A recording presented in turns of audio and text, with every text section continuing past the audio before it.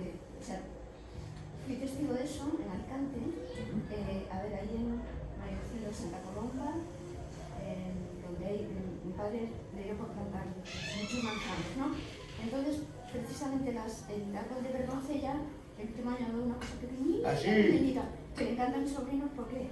Pero si mi madre las entresacaba para que hincharan un poco más, como echaba racimos, le quitaba 2 o 3 para que echaran, pero así todo no hinchaba mucho, ¿eh? Eso los técnicos de la fruticultura llaman aclareo. Bueno, sí, con la mano, con el dedo, digital, aclareo digital, o aclareo químico. Yo prefiero digital al químico. Pudo ser por lo que sea, porque estaban medio abandonados, lo que sea, y que unos años hay o no hay y tal. Es un detalle, pero digo que yo recuerdo eso desde mi infancia y tal, y entonces cuando voy por Alicante, pues hay una frutería que traen cosas de mucha miel, que hay unas gordas muy buenas y tal. Entonces cojo las Bergoncella y de repente veo unos precios, pero o sea, absolutamente desorbitados. Son muy valoradas. Y dice, es que esta es la que y digo, no, pero esa es la helada, o sea, como que no vale, en mi casa esta es la que no vale, porque abrías y estaba así el trocito. Como cristalizada. Sí, estaba fea. Entonces, como estaba fea, no la comías y tal, porque estaba dulce, pero estaba fea. Y entonces ahí carísima, ¿lo que dices? Sí. No sé. No es la diferencia perspectiva. ¿Qué técnica? Nada, yo lo único que te iba a decir antes cuando, perdón por interrumpir, que todavía las peras de Perú, por el invierno, todavía me queda mi alguna. Fíjate, es un tesoro. Es un patrimonio. las de Navidad, y las que no se las he hecho para las gallinas. Pero todavía hay alguna dura, hoy. Mira, hay unas manzanas que se cultivan en Granada y que se cultivan en Murcia, que se ataba el chancho, el molino se ataba alrededor para que se comiera. Producía muchas manzanas, pero no eran tampoco excesivamente, se podía comer, eran comestibles también para nosotros. Eran sobre todo muy productivas, pero no era calidad tan buena como la de la Cuesta de Gos, que es un manzano muy bueno, de ahí, de un pueblo que se llama Cuesta de Gos en Murcia. No, que ya tiene que ser manzanos muy especiales porque producen en sitios donde hay muy pocas horas de frío. Y el manzano necesita frío, son variedades muy adaptadas, ¿vale? Posiblemente de origen muy antiguo. Posiblemente romano, porque ahí da 2 cosechas, manzano que da 2 cosechas, en verano y ya a final de otoño, ¿vale? Y hay algunos manzanos que vienen de Plinio habla de ellos y sí, vienen de manzanos. Todavía conservamos algunas variedades de manzanas que son de origen romano, la nurca, por ejemplo, la decio, la melapio. ¿Dónde se ve? Un paisano que tiene un árbol de hace cigarrillos. ¿Habéis oído hablar de la pera de bergamota? No la bergamota, que es un cítrico que da mucho aroma y da el aroma del té Earl Grey, ¿no? No. Hay una pera que se llama pera de bergamota. Hay varias peras de bergamota. Algunas que no tienen mucho sabor, pero hay otra que es muy buen sabor. La bergamota de otoño es una pera muy antigua que se valoraba mucho, que había que dejarla endulcificarse entre paja en invierno, en el pajar o en la despensa, y que procede de Italia, pero de Italia de la época romana, la pera de bergamota. Esa de las bergamotas. Hay otras bergamotas más modernas, la bergamota Esperen, que es de Flamenca, es de Malinas, de un pueblo de una ciudad pequeña de Bélgica. ¿Pero grande o pequeña? Esa es mediana, yo la tengo injertada. Es muy buena la bergamota Esperen. Bueno, tenemos cosas muy buenas en todos los países, podemos nutrirnos de ellas. En Estados Unidos, esa gran variedad, más de 1000 variedades de manzanas que se han perdido. Hay gente que está recuperando, hay un tipo muy mayor, que lo conozco, ha estado aquí, de la Universidad de Maine. Hay otro en North Carolina, en Carolina del Norte, que también ha recuperado solo 500 variedades antiguas. En la Universidad de Maine, un profesor que aquí viene de vez en cuando, yo he estado con él visitando los antiguos, digamos que tienen en esa colección, tienen 500 y pico variedades de manzanas antiguas, literales. Entre ellas tienen una manzana española, esa que os comentaba, de la camuesa, pero no esta camuesa. Esta es la camuesa este tipo de camuesa es la camuesa de Carcabuey y de las sierras subbéticas. De Alcaudete, de la sierra, ¿vale? Las sierras subbéticas, Jaén, Córdoba, ese trozo. Es una camuesa muy apreciada allí, que están recuperando ahora. Estaba perdido, como eso que estás comentando tú. Pero hay gente que dice, yo comía esto, que había plantado un árbol con mi abuelo, y estaba muy buena, y ahora resulta que no se encuentra. Y hoy hay gente que ha vuelto a cultivar esto. Hay un pequeño productor que está produciendo camuesas, están muy buscadas, se pagan bastante. la camoesa de Carcabuey. Es esta, no tiene nada que ver con la camoesa gallega, las camosas gallegas, ni con las camosas catalanas de Llobregat o la de la Cerdaña. La Cerdaña, que es una comarca, hay una Cerdaña en España, entonces Cerdaña, también catalana, y habla de catalán, en Francia, ¿vale? Que pasa al otro lado. Entonces, ahí se conserva otra camoesa diferente, que es prácticamente la misma que la camoesa fina de Teruel. En Teruel, en Daroca, hay varios tipos de camosas. Está la de La Rioja, que yo creo que es la misma de Burgos, que es la que se hacía llegar Felipe II al Escorial para plantar miles de árboles, se plantaron miles de camosas, era su manzana preferida. Y esa camosa de Felipe II es la que salió de España a Francia. Primero con su nieta, Ana de Austria, que se casó con el rey Luis XIII, ¿vale? La nieta de Felipe II. Se casó con Luis XIII y la de los tres mosqueteros, la de los aretes de diamante de los tres mosqueteros, esa era Ana de Austria, española. Entonces, en esa época, el procurador real, que se llamaba Lelectier, era un gran aficionado a los frutales y tiene un catálogo de los frutales que tenía en su gran huerta. Este era un personaje de la alta aristocracia administrativa francesa. Y entre ellos aparece una manzana que se llama Camoise o Camueza. También pone Reinette Blanche du Roi de España, reineta blanca del rey de España. Era la camosa de Felipe II.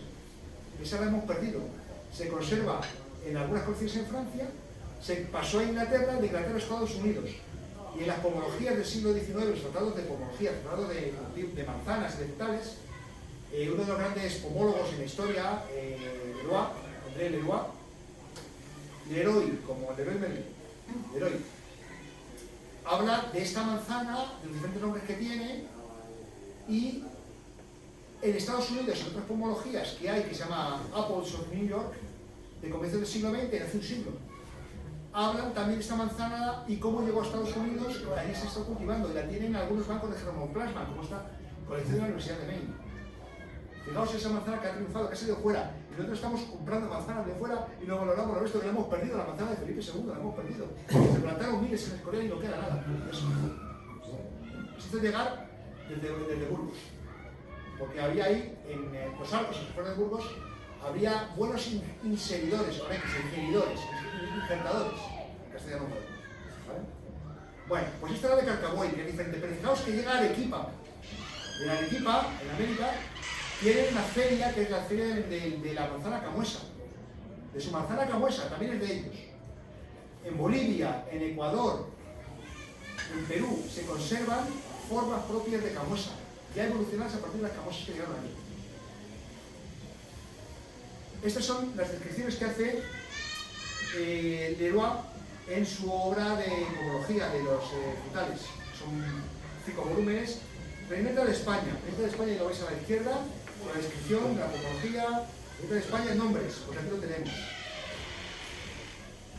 Reineta blanca de España, White Spanish Reinette, blanca de España. Hay otra blanca de España que también he subido fuera, que es diferente a esta, ¿no? Camoise d'Ivoire de España.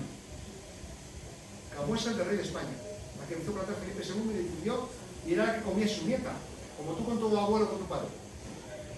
Y es la que lleva a Francia, curiosamente, ¿no? Una de las pocas manzanas que han triunfado para España, no por los mayores españoles. Ya por South New York, White Spanish Reinette, lo mismo, que ahora están en más. Hicieron la pomología de Leroy, etc. Bueno, en la Apple South New York de hace, pues, 120 años casi. ¿Vale? Pues ahora de lo mismo. Bueno, pues aquí descripciones que se hacen. La reineta blanca no es una reineta, no tiene nada que ver con las reinetas, pero por la forma tal vez comparable con algunas reinetas, bueno, pues se habla de ella, ¿no? En este caso, esto es de una página inglesa. Llegó a los primeros, comienzo del siglo XVII, a Europa, se refiere a Francia. España no considera Europa, pero bueno. Aquí tenemos de un catálogo de un libro muy bueno que es Manzana de España, que es de Guinea, un pomólogo, esto es de los años 40. Sí, de los años 40 es esta pomología. Y habla de la camesa blanca. Y aquí ¿de dónde? De Soto de Barco, de Asturias, de un paisano, Enrique Arias. Y esta es la manzana, la camosa que quedaba. Yo prácticamente encontré camosas que sin ninguna parte. En Galicia, pero son diferentes camosas. y demás, ¿no?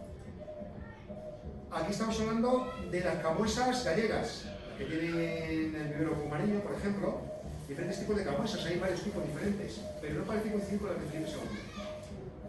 Esta es la descripción que hace en una curiosa obra Herrero Catalina. Herrero Catalina fue un gran pomólogo español que en 1964 publicó la obra magna de la pomología española moderna. En 1964 fue Premio Nacional Francisco Franco de Investigación de 1964. Cosas de aquella época. Y bueno, esto era una ley que es una antigua cartuja en las afueras de Zaragoza, que fue desamortizada en el siglo XIX y había quedado en ruinas. Se montó un campus del universitario y una sede del CSIC. El CSIC de Aula-Ley y las centros de investigación del SIA y del CITA del Gobierno de Aragón, donde han sacado muy buena variedad y tienen también una colección de frutales antiguos.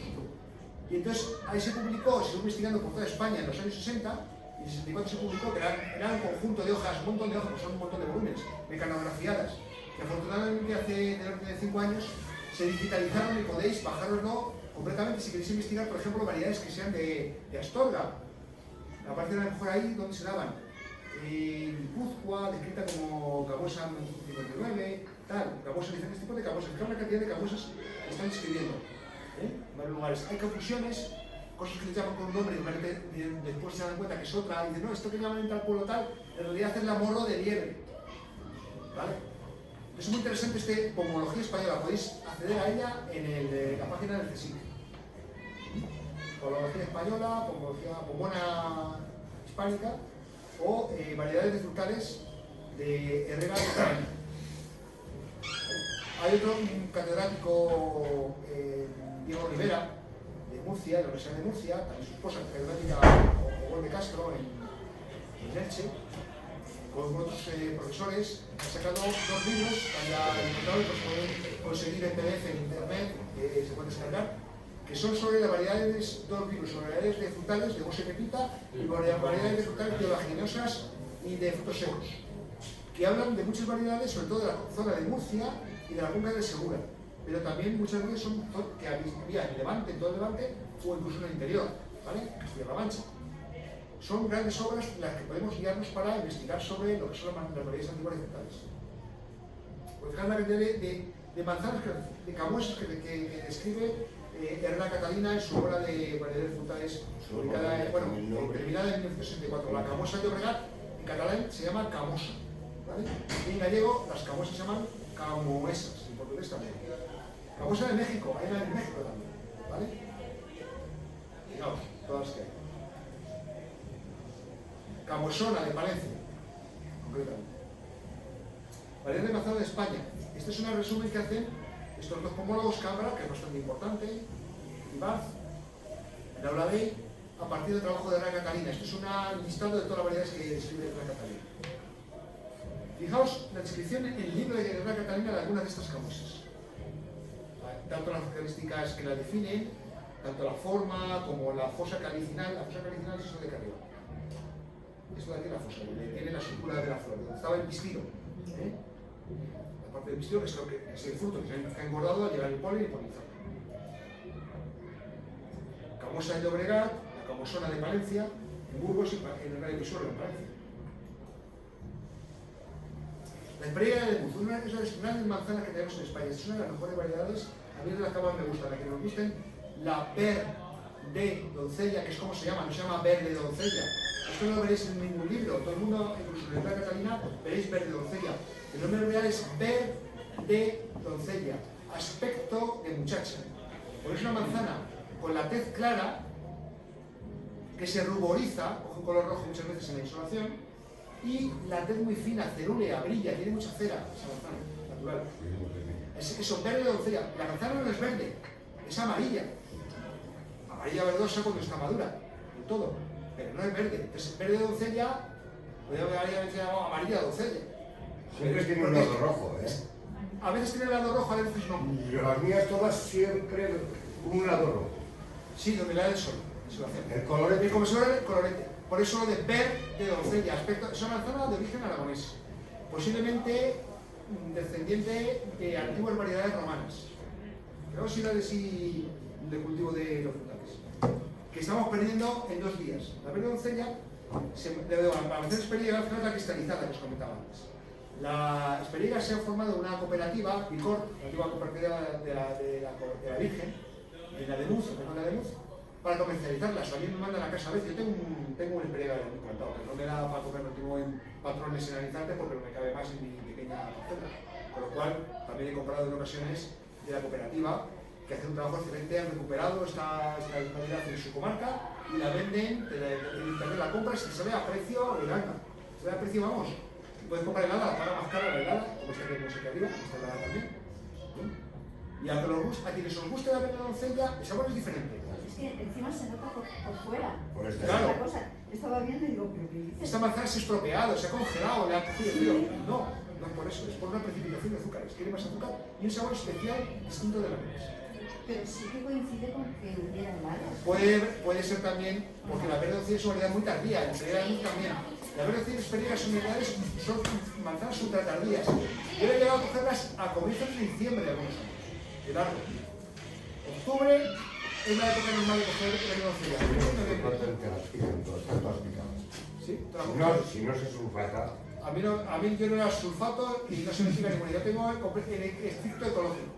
Y no me yo también, que yo hago sidra también. Y he hecho sidra de pera también. Sí, perada, yo también he hecho. A mí me sale muy dulce. Pero esto sería, es que usted es un biólogo y esto sería para horas y horas y horas de hablar. Verde doncella helada, aquí la veis. Sí, esto da para mucho. Esto es una pequeña conversación, sobre todo para que me contéis cómo estás contando tú. Nada, que sí, yo vuelvo a entrar en un momento. Es súper interesante. Voy a formar un momento y vuelvo atrás. No, pero es que esto es para rato, Tenéis esta misma manzana, la tenéis en Perú, también helada, descendiente de la manzana de aquí, ya propia de ellos también, ¿no? Fijaos la pomme de glace, la manzana helada, que describe Leroy en su diccionario de pomología, que son un montón de tomos. Este es el tomo 1 de manzanas, en 1867. Era un vivero, este hombre tenía un vivero y vendía mucho. Y cogía muchos sitios, iba investigando, cogía de vueltas, pero es el gran sabio de las manzanas y de frutas en general del siglo XIX. También otro, un belga, que es fue el soldado de la Federación, luego fue alcalde de Malinas, Esperen, que es el que debemos. ¿Habéis oído hablar de la ciruela reina Claudia de Tolosa? Es una que produce en vez de en agosto, en septiembre. Es más gorda que la reina Claudia normal, la reina Claudia verde, la Claudia de toda la vida. Esta es más gorda. Y tiene diferencia de la reina Claudia, que es incompatible. Vosotros plantáis una hectárea de reina Claudia verde, la reina Claudia de toda la vida, y no coméis una ciruela porque no produce. No es compatible su polen con su pistilo. No le vale. Necesita polinización de otro árbol. Y no le valen todos los árboles. Concretamente, la reina Claudia de Tolosa, que es autocompatible, se poliniza a sí misma, es ese que produce sola, un árbol solo produce cantidad. Ese polen también le vale a la reina Claudia verde. Florecen al mismo tiempo, pero madura en época diferente. Madura en agosto la Claudia de toda la vida, la Claudia verde, y madura en septiembre la Claudia de Tolosa, que en realidad se llama Claudia de Babay. Le llaman de Tolosa, pero no es de Tolosa, del País Vasco, ni de Toulouse, en Francia, es de Bélgica, la que también es nuestra, aquí. Su origen es 1820 en Malinas. ¿Y también florece más tarde para...? Florecen al mismo tiempo, más o menos. Porque si no, no se polinizaría. Claro, es que el peligro aquí es que cuanto antes Ya lo es sé, la la helada floración, también, la mayor helada peligro también. de helada y no la consigues. Luego hay otra que poliniza también, que madura antes, en julio, que es la reina Claudia francesa, que decimos es francesa, es la reina Claudia de Orleans. Esa es un poco insípida. Son esas que vemos, las primeras Claudias que vemos en la tienda, en julio. Joder, esto no es la reina Claudia que tenía su abuela en la huerta. Esta no es, no sabe igual, no sabe tan rica. El cultivo también tiene que ver, la forma de cultivo, la cantidad de agua que le eches, la cantidad de estiércol que le eches, de fertilizante artificial. Le echas las bolitas, el NPK, el hidrofosca, y se te llena todo de pulgón. Se llena de chupópteros, de trips, de silas, de pulgón, de cochinilla, a tope. No echéis las bolitas ni los amones nitrogenados de síntesis, nitrato potásico, nitrato amónico, para nada. Echadles un buen estiércol, compost, humus de lombriz, lo mejor que hay. Y trabajad un poco la tierra, tal, o sea, mantened cubierta verde, no debajo del árbol mismo que tiene el propio árbol, no, pero cerca del árbol, en las calles, mantened cubierta verde, porque mantienen bichos que son amigos nuestros y se comen los bichos malos, controlan los predadores de las plagas, se mantiene la cubierta verde. Antes se arrasaban todos los viñedos, todas las calles terrones de tal. Y lo sigue haciendo mucha gente, pero ahora los grandes que saben, sobre todo en ecológico, pero no ya en ecológico, en convencional también, de los que les echan todo tipo de productos químicos relativos, ya están con cubierta verde, con calles de verde, que las siegan, porque saben que les va mucho mejor a su cultivo. Igual que el olivo. Igual que el olivo, la cubierta verde. Mira, estoy con un grupo de amigos, está Fernando también. Fernando está con un grupo también de amigos que están dedicados, hay varios ingenieros, con el IMIDRA de Madrid, Instituto Madrid, como el Intercil de Castilla y León, el Instituto Madrid de Investigaciones Agrarias. Está produciendo un grupo de trabajo, un grupo operativo de olivares de miel en la comarca productora de aceitunas y de muy buen aceite, de aceite de corno y cabra, que es una muy buena variedad para producir aceite, en la zona del este de Madrid. Y todo lo que es Toledo, esos grandes, muy buenos aceites de Toledo son de una variedad que se llama corno y cabra. Tienen unos huesos con unos pinchos tremendos, unas puntas afiladas tremendas.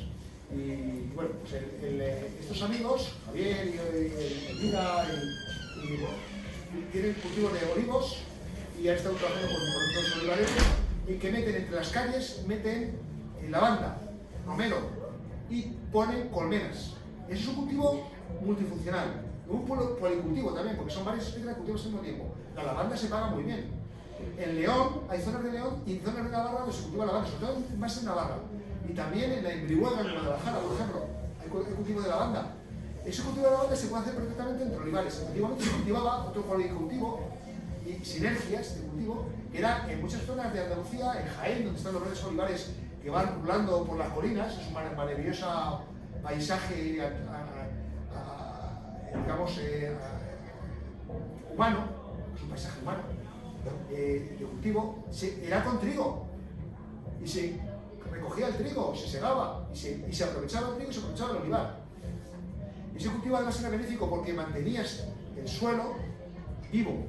Los microorganismos del suelo son uno de los factores más importantes que tenemos en los cultivos y los sacamos con los pesticidas y sobre todo con los abonos de síntesis de la revolución verde. Es un error grave. Ahora mismo hay una catedrática, lo he dicho yo curso con ella, un gran en Estados Unidos, que ya han fallecido, y que bueno, esta mujer lo que estaba viendo era sucesión ecológica, hoy tenemos sucesión ecológica en los montes, después de un incendio, pues todo se ha degradado, empiezan los tomillos, los cantuesos, luego vienen las jaras, luego vienen las retamas, entonces luego aparecen ya los carballos o las encinas o lo que sea, ya después cuando la sucesión ecológica, cuando vas dejando el suelo. Pues también hay sucesión ecológica de microorganismos del suelo, que van adaptados a los cultivos. Esto es una línea de investigación fundamental, sobre todo para la agricultura agroecológica, ¿vale? Porque según el microorganismo que tenga que está asociado a determinadas especies, vas a tener unas especies favorecidas solo en el cultivo, o en las malas hierbas, o hierbas, mejor dicho, digamos, en lugar inoportuno. Las hierbas alimenticias, especies alimenticias, que están ahí, pero porque tienen unos microorganismos asociados. Si logramos conseguir una evolución del suelo a otros microorganismos, que son a lo mejor los que van asociados con los tomates, vamos a tener menos problemas de cultivo de hierbas en las tomateras, en las tomatales. Y de bichos y de todo. Y de bichos y de todo. Entonces, las cubiertas verdes, en definitiva, son sobre todo cuando metemos leguminosas, que lo hemos hecho toda la vida. Hay una cosa que se hacía en León, y me parece, sobre todo en la montaña, en Valladolid también se hacía, en Burgos, que son las camuñas o comuñas, que eran eneriales, regales, incultos, que no valían para nada y que eran en muchos casos comunales, no solo de comuñas. Es una estructura que viene de los antiguos vaceos, que era un pueblo bastante, estructura bastante poco, digamos, autoritario, ¿no? Era muy de trabajo comunal en muchos casos, según nos cuentan los antiguos, o Gerald Brennan en los anarquismos ibéricos.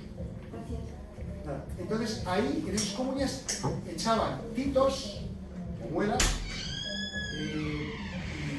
pedrolos, no sé cómo le llaman aquí en León. ¿Cómo? Pedretes, perdón, sí, pedrete, que lo he visto aquí, es muy interesante. Bueno, yo cultivo también de variedades antiguas de Carmen de los Condes, de pueblos de mi familia, etc. En Gamonal, en Burgos, a las afueras, se hace una feria anual que desde 1501, aunque se sabe, está documentado en 1501, aunque se sabe que es más antigua, un cocido de titos comunitario por el San Antón Abad y se come colectivamente, ¿vale? Entonces, todo esto, pues, se echan titos que crecen donde no crecen ni las piedras. Titos, titarros, que es primo del tito, son relativos, avena, que también es una cosa que crece en eriales auténticos, donde no crece nada, crece la avena, yeros, otro tipo de bezas y de alberjas silvestres, y todo eso se utilizaba en un totum revolutum, en una mezcla, como pienso para el ganado, en espacios comunitarios. Son formas ancestrales de aprovechar, puede considerarse hoy pues, un cultivo misérrimo, pero también son formas, digamos, sostenibles de aprovechar los recursos, incluso cuando los recursos son escasos, cuando el suelo es malo. Y son prácticas que ahora mismo no seguimos, son perdidos. Y son de momentos en que había una mayor sintonía entre el ser humano y el entorno. Es cuando se hacían acequias de careo, por ejemplo, en la montaña de Ávila, las alpujarras sobre todo, todavía existen esos viajes de agua, que eran formas como de la cultura moderna de cultivar agua, de cosechar agua. El agua que baja no deja que se te vaya por las corrientes, se te vaya al río, sino que la vas aprovechando de camino, hace que se te infiltre y que se conduzca a otros sitios. Y luego esa continúa infiltrándose en tierra y que acaba manando al cabo de meses en otras partes más abajo del valle. Sí, por la montaña sitios donde hay la nieve está dirigida a ciertos sitios que se usaban para subir el ganado. Eso ocurre mucho en sistemas montañosos en España. En Ávila, en Segovia se han observado algunas de estas cosas. Sobre todo en las alpujarras y en la contravisa donde más ocurre. En los aterrazamientos del Levante, y no solamente del Levante. Bueno, pues son sitios además, en esos aterrazamientos donde se encuentran a veces algunas de estas variedades antiguas. Por ejemplo, hay formas antiguas de sorbus doméstica, de que hablaba antes, en Murcia, en Torrespuña, en zonas donde hay aterrazamientos y donde apenas subsisten hoy en día higueras, que son muy rústicas, pues resulta que tenéis gerbos que se han mantenido, porque son muy rústicos. Aguantan, a diferencia de otros herbales, aguantan bastante la sequía y aguantan y además necesitan sol directo, a diferencia de los otros herbales que prefieren sotobosque. Los mostajos, los capudres, prefieren sotobosque húmedo. Bueno, pues la antigua manzana helada, manzana de hielo, que no es la manzana que llamamos helada de la verde doncella. Es una variedad que se llama así, pomme de glace en Francia, manzana gelata en Italia, que se parece mucho a la verde doncella. Posiblemente tenga relación genética. Se podría estudiar, porque hoy en día es fácil, con marcadores genéticos se puede conocer su conocimiento. Estas formas. Bueno, pues aquí tenemos una de otro diccionario más moderno, la pomme de glace, la forma de la... No es exactamente como la verde doncella, yo la he probado las dos, pero recuerda. Una manzana que a mí me encanta, una manzana de esa biodiversidad cultural, de Galicia, la comarca del Ferrol. A mí es una manzana que me sedujo nada más probarla, porque la probé hace un montón de años. Tengo un árbol de esto ya. Esta tiene este amigo Ramiro en la Capela, en el norte de Colombia, la comarca de Colombia. Esta manzana, fijaos qué celúlea, qué color más bonito este carmesí que tiene. Manzana santiaguesa porque, digamos, fructifica por Santiago, por el 25 de julio o muy poquito después. Y una carne blanca pero entreverada de rojo, con líneas rojas, algunas más rojas que otras. Es una manzana excepcional que dura muy poco tiempo y que está perdiéndose porque casi nadie la cultiva ya. Por aquí seguramente que tenéis manzanas y peras, ciruelas que son propias de acá. Seguramente tenéis camuesas. En el Sanabria se conservan camuesas de diferentes tipos. Esto en un pueblo en Sanabria, en un pueblo de un amigo, que tienen, pues el orden de que cada paisano tiene una camuesa que es un poco diferente a la del otro. ¿Vale? La pera de Doguindo, esa también hay aquí en León. En Valencia era tipiquísima la pera de Doguindo, que es una variedad aragonesa, por cierto. Pues es de antiguo, una pera de agosto, con un sabor almizclado muy particular. Muy dulce, pero con un tono almizclado, pero un sabor moscatelado, almizclado, pero diferente a la de la Williams.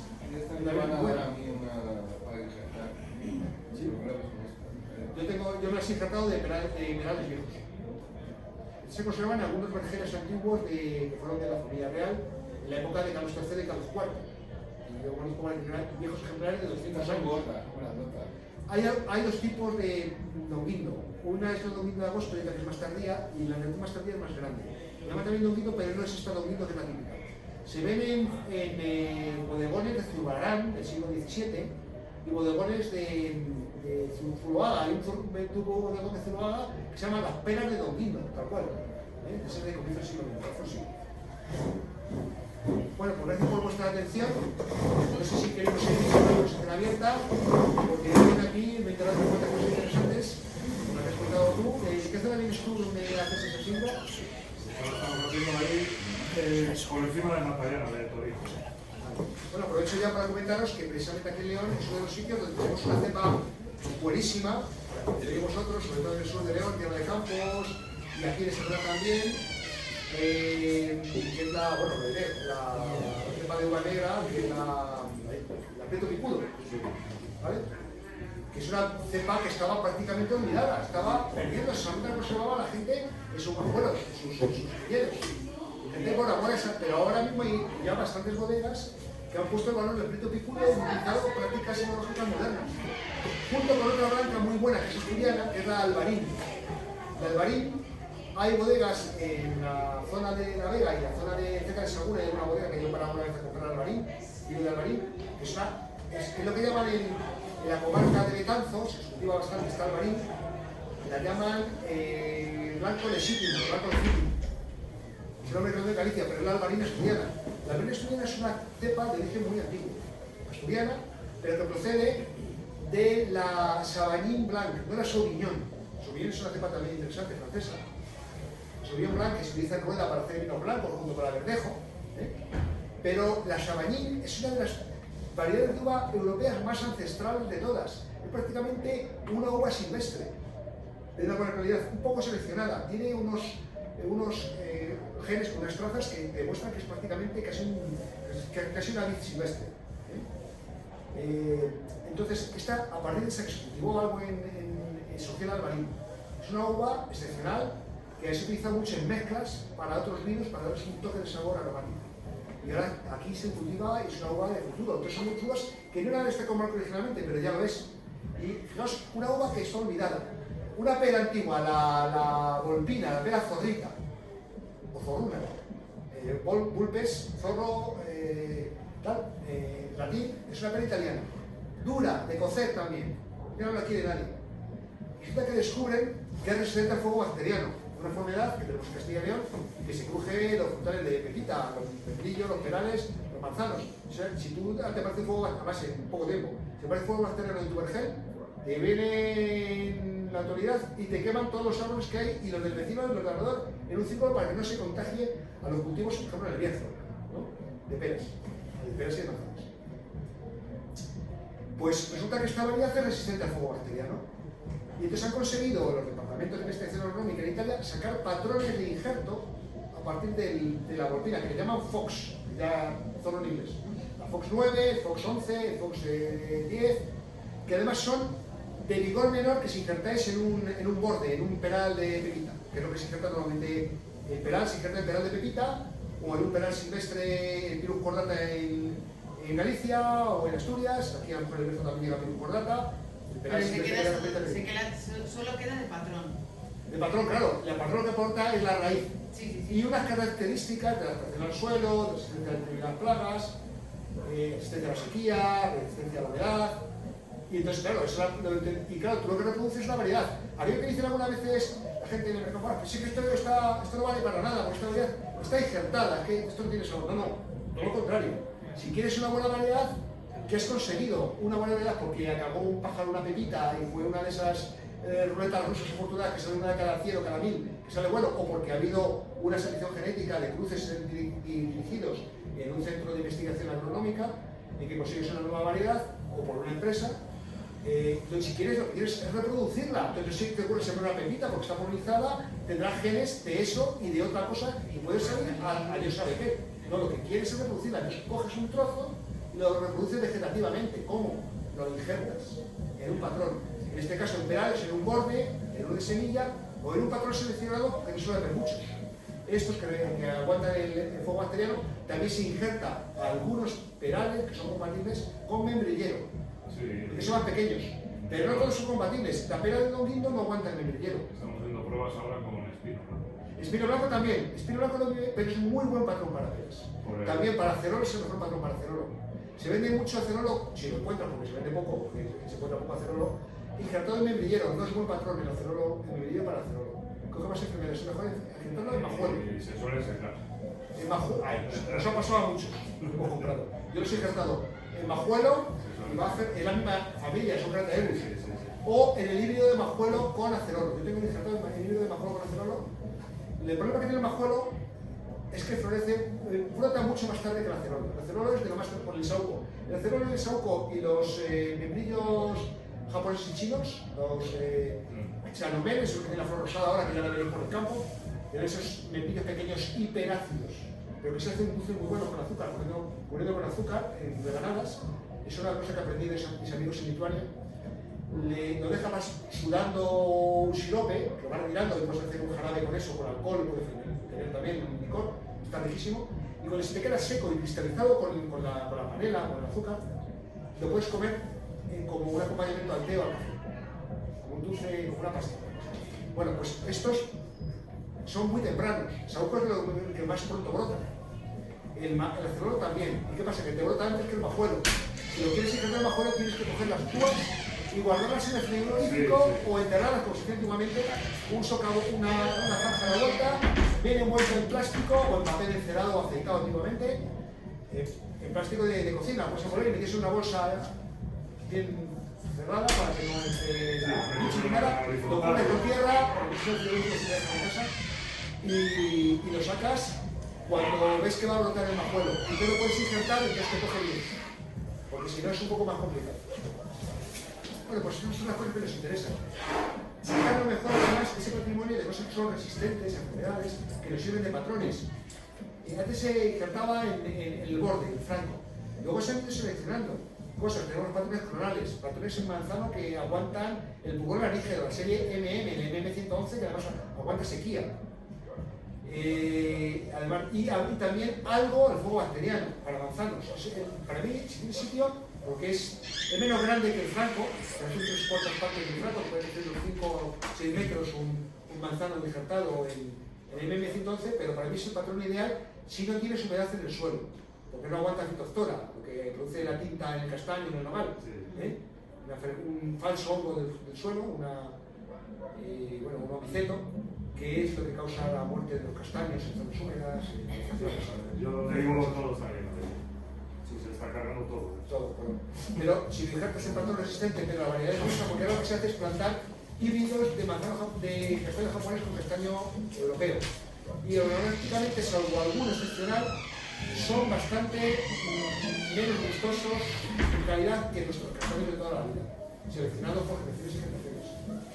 Entonces, lo suyo no es coger y plantar un pie híbrido que resista fitoftora, que resista la tinta, y sobre eso injertar nuestras mejores variedades, cuáles son la Parede de Galicia y que llega a tocar el Courel, las que tenéis también variedades propias.